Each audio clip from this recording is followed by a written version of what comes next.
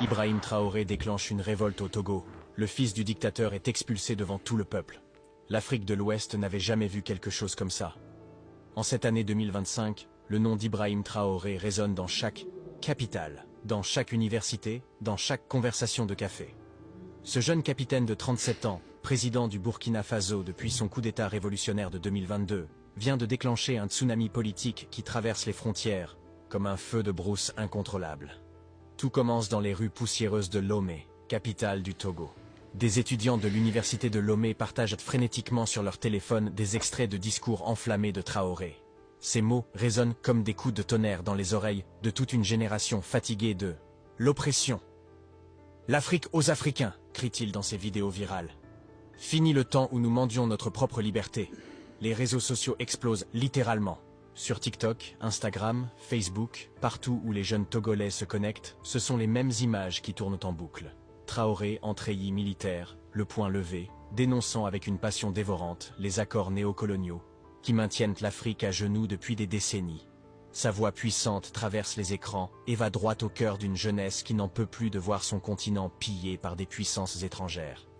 Dans les amphithéâtres de l'université, les débats s'enflamment.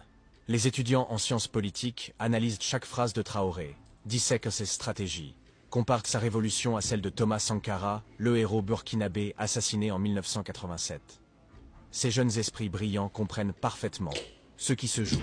Une nouvelle génération de leaders africains est en train de naître, et elle refuse catégoriquement de courber l'échine devant l'ancien colonisateur. Pendant ce temps, dans les quartiers populaires de Lomé, l'effervescence est palpable. Des groupes de discussion spontanés se forment à chaque coin de rue. Les vendeuses du marché de Djidjolé parlent de Traoré entre deux transactions. Les chauffeurs de taxi débattent de ses idées pendant les embouteillages. Même les femmes qui pilent le mil dans les cours des maisons traditionnelles connaissent son nom et répètent ses slogans. C'est dans cette atmosphère électrique qu'un groupe d'activistes togolais, mené par Kofi Mensa, un jeune militant de 28 ans diplômé en droit international, décide de franchir le pas.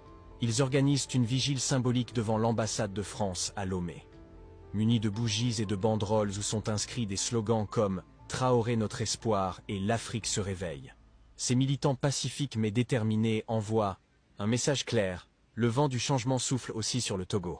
La nouvelle de cette manifestation remonte immédiatement jusqu'aux oreilles du président Faure Gnassingbé, qui dirige le pays d'une main de fer depuis 2005, perpétuant ainsi la dynastie familiale commencée par son père Gnassingbé Eyadema en 1967. Dans son bureau climatisé du palais présidentiel, entouré de ses conseillers nerveux, Faure comprend que quelque chose de grave est en train de se passer.